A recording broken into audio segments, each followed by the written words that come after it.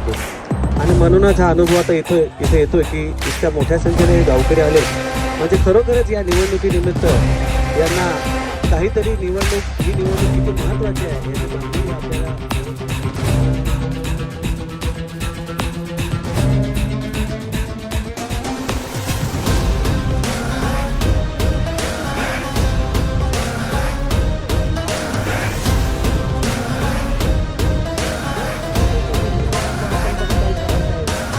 रोजगारांना म्हणजे महिला असेल युवकांना रोजगार उपलब्ध करून देण्यासाठी, कारण की प्रत्येक आता सरकारी नोकऱ्या मिळेल याच्या भरोशावर राहू नका, परंतु कौशल्य विकासाच्या माध्यमातून युवा पिढीला प्रशिक्षित करून त्याला स्थानिक लेवलला रोजगार निर्मिती करून